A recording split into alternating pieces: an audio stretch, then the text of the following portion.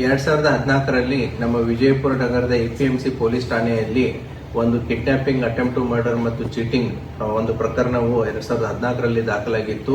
ಆ ಪ್ರಕರಣದಲ್ಲಿ ಸಂಪತ್ ಕುಮಾರ್ ಸಿದ್ದನಗೌಡ ಪಾಟೀಲ್ 31 ವರ್ಷ, ಬಾಗಲಕೋಟೆ ಜಿಲ್ಲೆ ಹುನಗುಂದ ತಾಲೂಕಿನವನು. ಈತ ಡಿಎಸ್ಪಿ ಇರಾನಿ ಅಂತಂತೇಳಿ ಪೊಲೀಸ್ ಇಲಾಖೆಯಲ್ಲಿ PSI ಮತ್ತೆ ಪೊಲೀಸ್ ಕಾನ್ಸ್ಟೇಬಲ್ ನೌಕರಿಯನ್ನು ಮಾಡಿಸ್ಕೊಡ್ತೀನಿ ಅಂತಂತ ಹೇಳಿ ನಮ್ಮ ವಿಠಲ್ ಛಾಯಾಗೋಳ ಅನ್ನುವಂತ ಕಾಕಂಡ್ಕಿ ಹಳ್ಳಿಯವನು ಆತನ ಕಡೆಯಿಂದ ದುಡ್ಡನ್ನ ತಗೊಂಡಿರ್ತಾನೆ. ದುಡ್ಡನ್ನ ಕೇಳಿದಾಗ ಕಿಡ್ನಾಪ್ ಮಾಡಿಬಿಟ್ಟು ಆತನನ್ನ ಕೊಲೆ ಮಾಡುವ ಒಂದು ಪ್ರಯತ್ನವನ್ನು ಕೂಡ ಮಾಡಿರ್ತಾನೆ. ಆ ಹಿನ್ನೆಲೆಯಲ್ಲಿ ಪ್ರಕರಣ ದಾಖಲಾಗಿ ಈತ ಬಂಧಿತನಾಗಿ ಮಾನ್ಯ ನ್ಯಾಯಾಲಯದಲ್ಲಿ ಚಾರ್ಜ್ ಶೀಟ್ ಸಬ್ಮಿಟ್ ಆಗಿರುತ್ತೆ.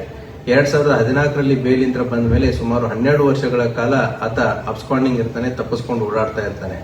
ಈತನ ಮೇಲೆ ಎಪಿಎಂಸಿ ಪೊಲೀಸ್ ಠಾಣೆ ಅಷ್ಟೇ ಅಲ್ಲ, 2012ರಲ್ಲಿ ಮುದ್ದೇಬಿಹಾಳ್ ಪೊಲೀಸ್ ಠಾಣೆಯಲ್ಲೂ ಕೂಡ ಒಂದು ಚೀಟಿಂಗ್ ಕೇಸು ಮತ್ತೆ ಒಂದು ಆರ್ಮ್ಸ್ ಆಕ್ಟ್ ಅಡಿಯಲ್ಲಿ ಪ್ರಕರಣ ದಾಖಲಾಗಿ ಅದು ಕೂಡ ಮಾನ್ಯ ನ್ಯಾಯಾಲಯದಲ್ಲಿ ಟ್ರಯಲ್ನಲ್ಲಿದೆ. ಇತ್ತೀಚೆಗೆ ತಾಳಿಕೋಟೆ ಪೊಲೀಸ್ ಠಾಣೆಯಲ್ಲಿ ಕ್ರೈಮ್ ನಂಬರ್ 121 2026 ಈತ ಅದೇ ರೀತಿ ನಾನು ಪೊಲೀಸ್ ಇಲಾಖೆಯಲ್ಲಿ DSP ಇದ್ದೀನಿ ಅಂತ ಹೇಳಿ ಇನ್ನೊಬ್ರು ವಿಕ್ಟಿಮ್ ಕಡೆಯಿಂದ ಸುಮಾರು 8 ಲಕ್ಷ ರೂಪಾಯಿ ಮೋಸ ಮಾಡಿದ್ದೀನಿ, ನೌಕರಿ ಕೊಡಿಸ್ತೀನಿ ಅಂತ ಹೇಳಿ ಇತ್ತೀಚೆಗೆ ತಾಳಿಕೋಟೆಯಲ್ಲಿನೂ ಕೂಡ ಪ್ರಕರಣ ದಾಖಲಾಗಿರುತ್ತೆ.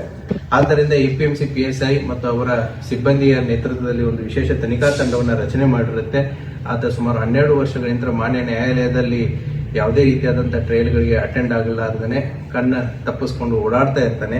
ಇತ್ತೀಚೆಗೆ ನಮ್ಮ ತನಿಖಾ ತಂಡ ಆತನ ಇರುವಿಕೆಯನ್ನು ಪತ್ತೆ ಮಾಡಿ ಈಗ ಮಾನ್ಯ ನ್ಯಾಯಾಲಯಕ್ಕೆ ಆತನನ್ನ ಬಂಧಿಸಿ ಕೊಟ್ಟಿದ್ದಾರೆ. ಪೊಲೀಸ್ ಪ್ರಕರಣ ಹಲವಾರು ಪ್ರಕರಣಗಳಿರುವಂತಹ ಈತ ಆರೋಪಿ ಮುಗ್ಧ ಯುವಕರನ್ನ ಏನು ಪೊಲೀಸ್ ಇಲಾಖೆ ಆಗಿರ್ಬೋದು ಅಥವಾ ಇನ್ನಿತರ ಇಲಾಖೆಗಳಲ್ಲಿ ನೌಕರಿ ಕೊಡಿಸ್ತೀನಿ ಅಂತ ಹೇಳಿ ಒಂದು ಫೇಕ್ ಕಾಕಿ DSP ಅನ್ನೋ ರೀತಿಯಲ್ಲಿ ಹೇಳಿಕೊಂಡು ಹಲವಾರು ಜನರಿಗೆ ಮೋಸ ಮಾಡೋದು ಕೂಡ ಕಂಡು ಬಂದಿರುತ್ತೆ. ಆತನ ವಿರುದ್ಧ ಉಳಿದಂತ ಪ್ರಕರಣಗಳಲ್ಲಿಯೂ ಕೂಡ ತನಿಖೆ ಮುಂದುವರಿತಾ ಇದೆ.